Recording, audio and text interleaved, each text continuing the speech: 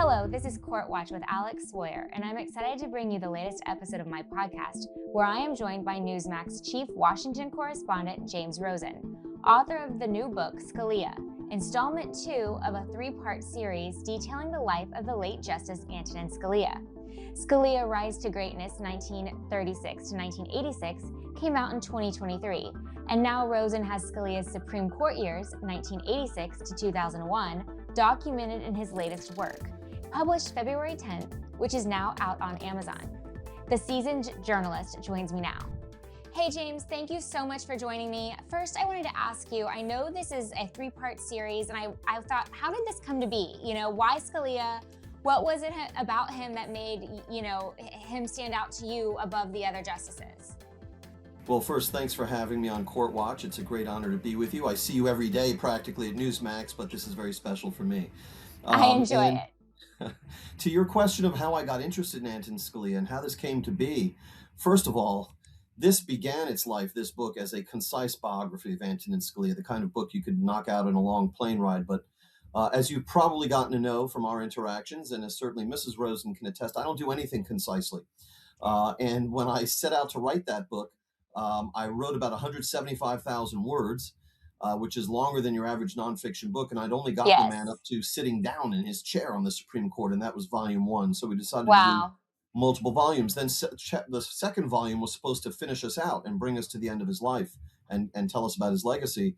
And again, I wrote about 183,000 words, and I only got him up to literally the halfway point in his Supreme Court tenure, which is the end of Bush v. Gore. And that's where this book, Scalia's Supreme Court Years, 1986 to 2001, takes us. I got interested in Antonin Scalia when I was actually in high school, way back in the last century, Alex. Growing up on Staten Island, all outer borough New Yorkers have a sort of a chip on their shoulder because they don't live in Manhattan, and they know that the Manhattanites look down on us. Antonin Scalia was born in Trenton, New Jersey, but he really identifies more as a New Yorker because he moved to Queens at the age of 5, and he grew up there, and he loved Queens. And watching him on television in the 1980s, he would do these PBS theater in the round debates before a live studio audience where he'd be convened with other eminent minds of the time, Dan Rather, Sandra Day O'Connor, Antonin Scalia, and they would debate these hypothetical scenarios like a ticking time bomb terrorist scenario or what have you, led by a Harvard Law School moderator from their various perspectives. And Scalia just struck me immediately as fundamentally different from everyone on those shows.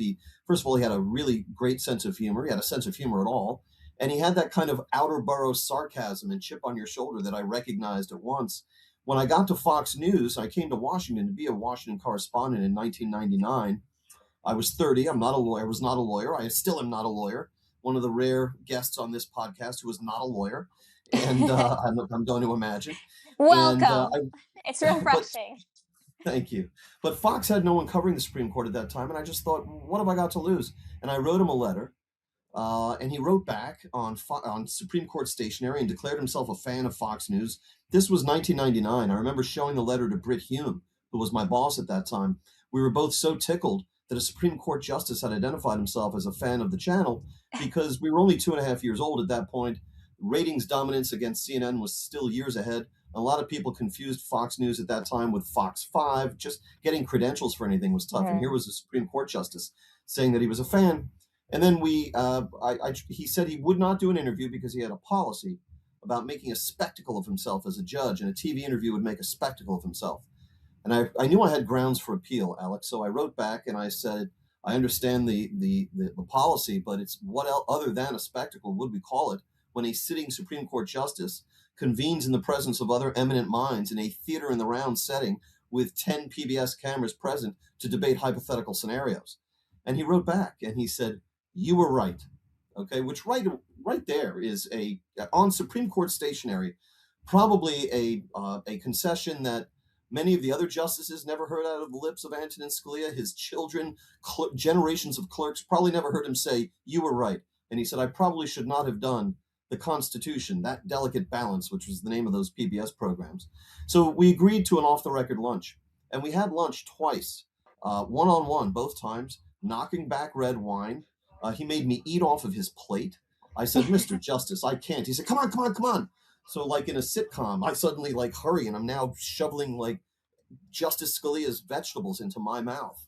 And he gave me a ride back to Fox News in his car, smoking cigarettes both times. It was wild. And the contents of our lunches, we discussed many things, and I created memoranda to the file to record them, but they're off the record. And with the dispensation of the Scalia family, I'm allowed to report just some of the atmospherics. My favorite of which is that I got there first. This was a very modest place, Alex. This was an Italian place that's now gone, that had been his haunt for like 25 years. There were plastic grapes on the wall, cigarette ashes. It was not in a great neighborhood, but he loved it.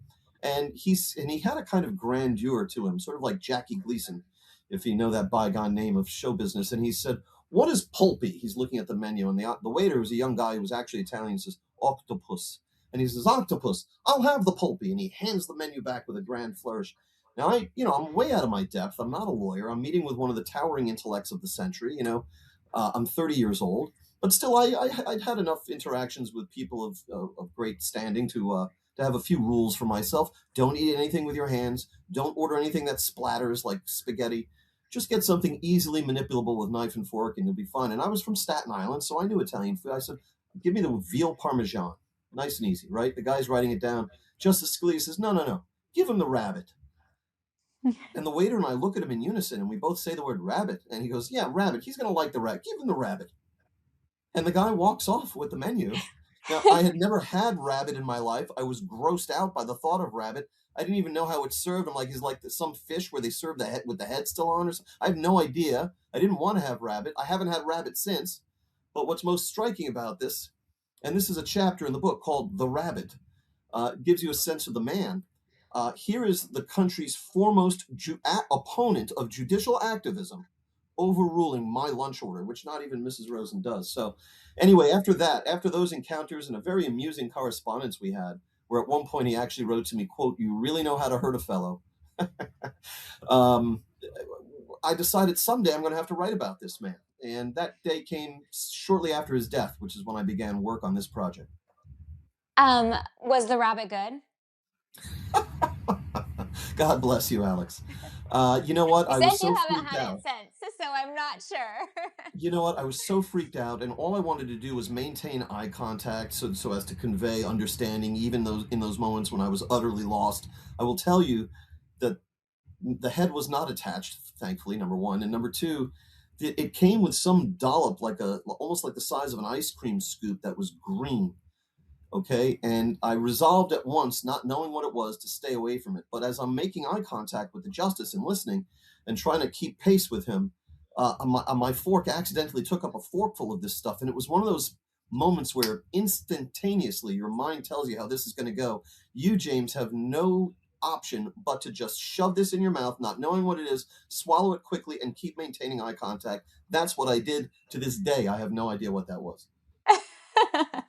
Let me go on to, this is the cover of the book, The Supreme Court Years, 1986 to 2001.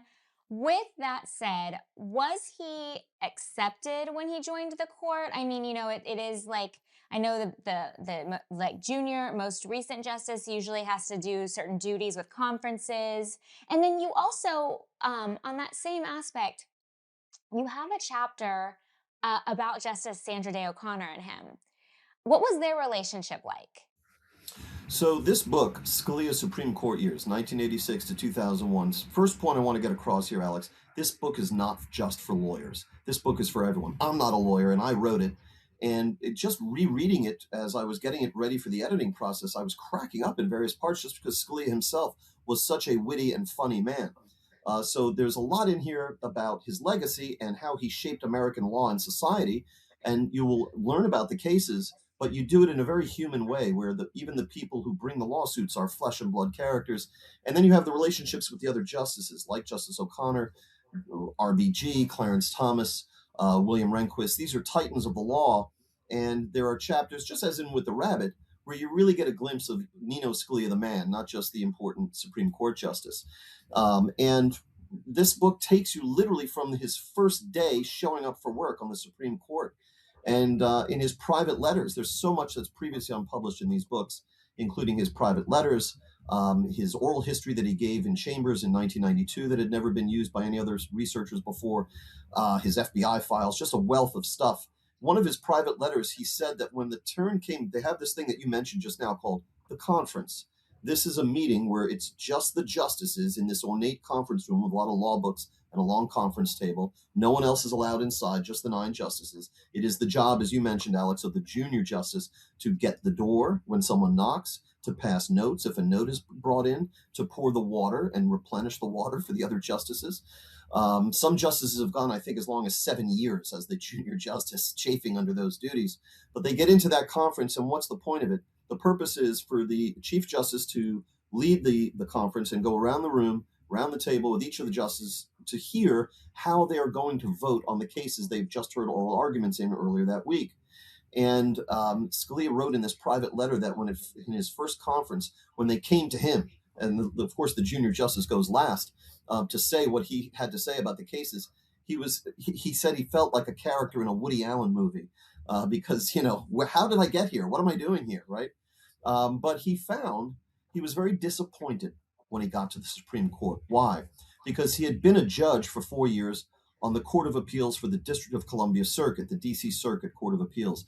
That is one rung below the Supreme Court. And that particular Court of Appeals is sometimes is often described as the second most powerful court in America because its docket shapes so heavily the work of the Supreme Court and because so many of the justices are plucked from the ranks of the D.C. Circuit. When Scalia was sitting on that court, his fellow benchmates, the other judges on the D.C. Circuit, included Ruth Bader Ginsburg, Robert Bork, Lawrence Silberman, Kenneth Starr, James L. Buckley. This is like a murderer's row of judicial talent.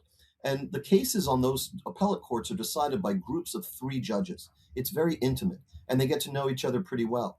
And Scalia loved going down the hall, even to talk to the Democratic-appointed judges on that court, such as Ruth Bader Ginsburg or Abner Mikva, and just shoot the breeze with them and kibitz and talk over the cases, maybe persuade them, etc. When Scalia gets to the Supreme Court, he described it to his friend Bill Bennett, the former education secretary, as a locked vault. And he was very quickly made to understand by the other justices, we don't want you coming around chambers to kibitz and talk about the cases. If you got anything you want to say about the cases, send us a memo through the clerks or a messenger. And that's how it worked. And he found it very off-putting. And even at conference, Chief Justice Rehnquist, who assumed his duties the same day that Rehnquist assumed, or that Scalia assumed Associate Justice Rehnquist's old seat, the two of them came up together. Rehnquist had been on the court for 15 years, and he hated how the previous Chief Justice, Warren Burger, used to acquit himself of these long perorations at conference. And Rehnquist was determined he said it sounded like a Southern novel. And he was determined that the conference was going to move very briskly. Each of the justices gets to say a sentence or two as to why they're going to vote the way they do. Scalia was the first law professor to be appointed to the Supreme Court in 50 years. He loved debate. He loved getting into it. His sons told me if they'd be sitting in a room watching football and Justice Scalia would wander in, he'd immediately determine, even if he knew nothing about who was playing or who the players were, which team his sons were rooting for so that he could clap loudly for the other team. He just liked getting into it. And the justices shut him down. Moreover, you ask about his reception. My research for this book found in the papers of Harry Blackmun, who was the liberal justice who authored Roe versus Wade, and who dreaded Scalia's arrival because Scalia had been criticizing Roe v. Wade on PBS since the 1970s.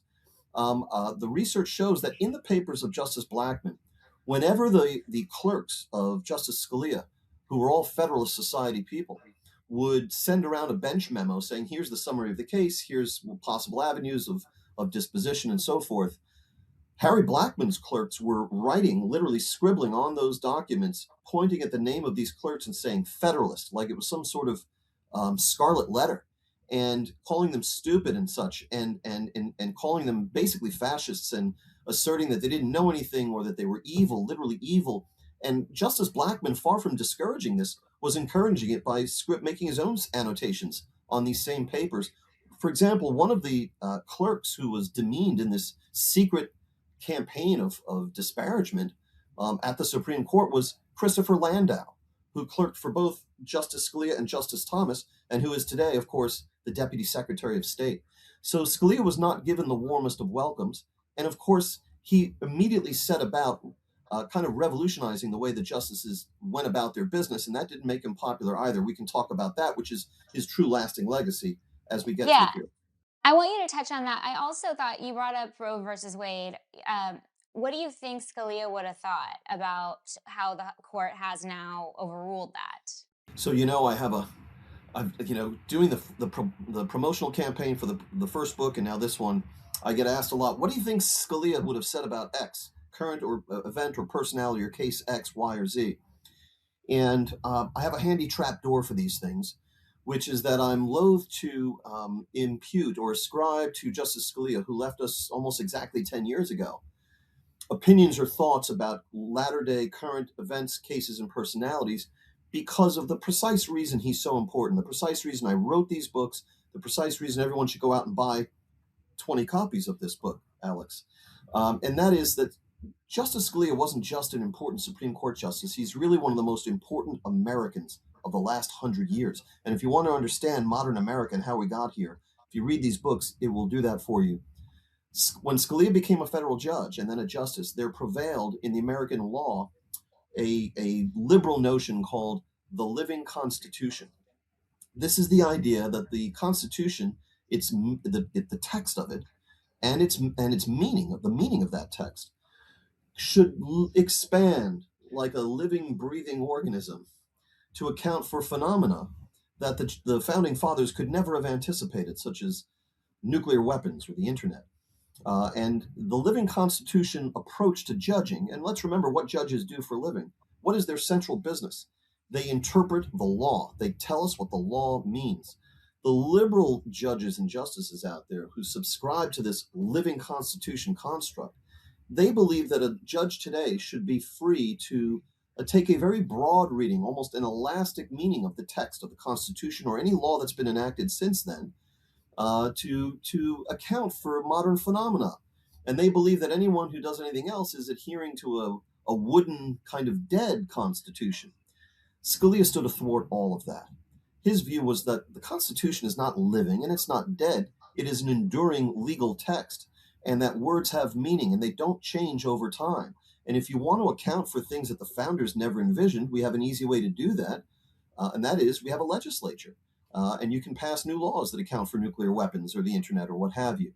And Scalia termed that philosophy originalism. And specifically, he was not interested in the original intent of the founders or the original intent behind a given law. His view was the lawmaker's intent, the founders' intent, is in the text that they voted up or down and that a president signed into law or that was ratified. And so to find the original meaning of a law, the meaning it was widely understood to have at the time that it was enacted, and to stay faithful to that, instead of allowing latter-day judges to graft their policy preferences onto that text, Scalia favored a method called textualism, which is a close reading of the actual text of the law. He didn't care about legislative history or what someone said in a floor speech on the House or Senate floor. Nobody voted on that. And if the text was ambiguous, then he turned to legal history and traditions. Where abortion was concerned, his view was that it was unconstitutional, Roe versus Wade, because the Constitution never mentioned abortion. There was no text there.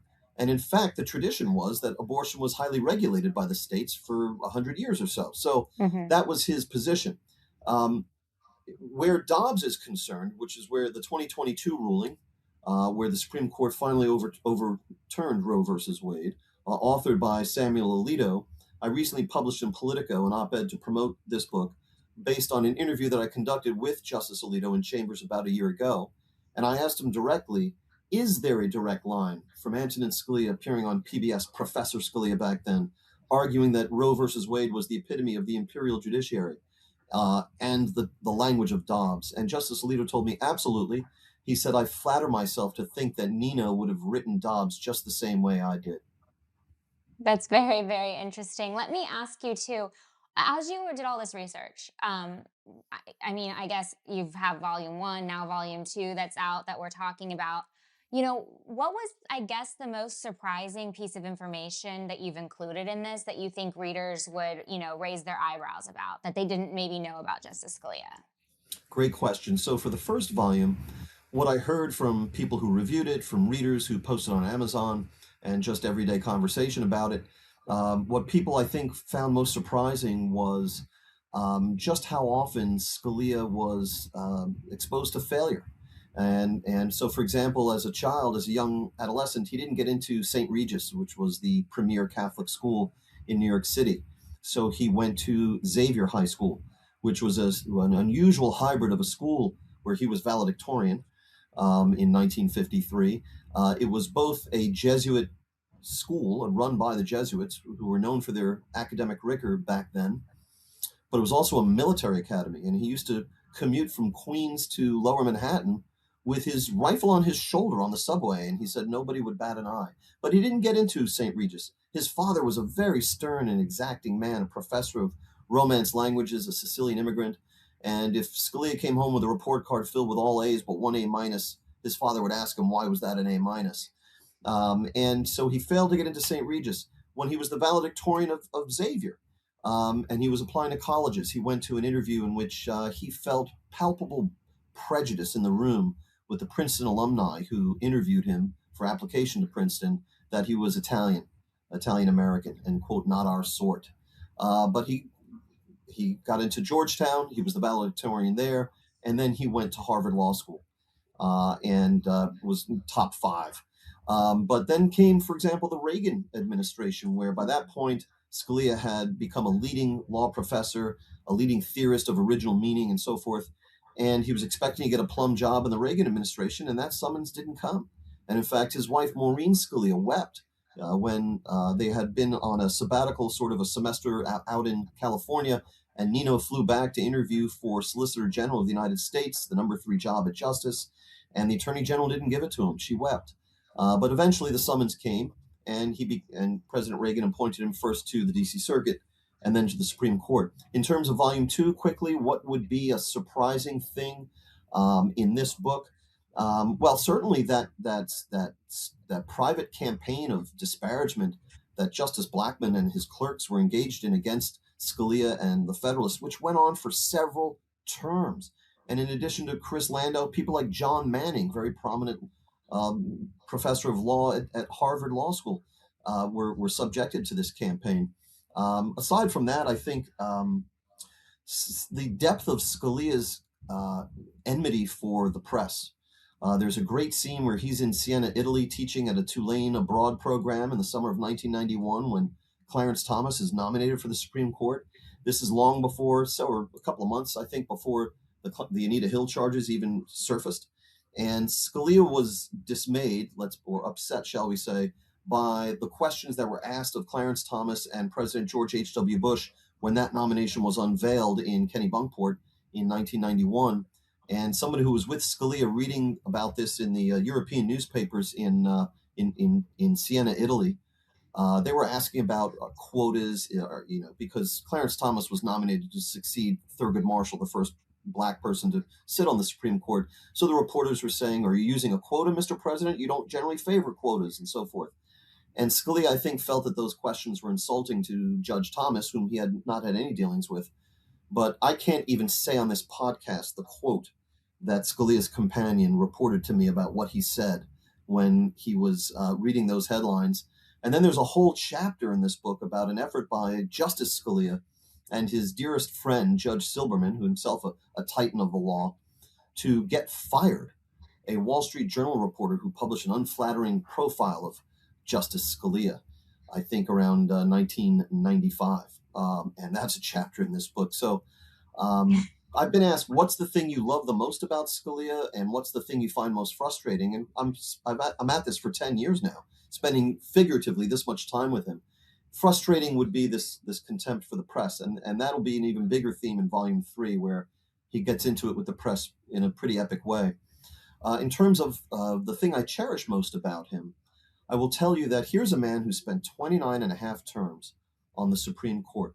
That philosophy of originalism that we just discussed changed the way the law is written, yes, it has. Enacted, and debated and decided in this country, and that in turn touches every aspect of our lives, from criminal procedure to regulations and so on.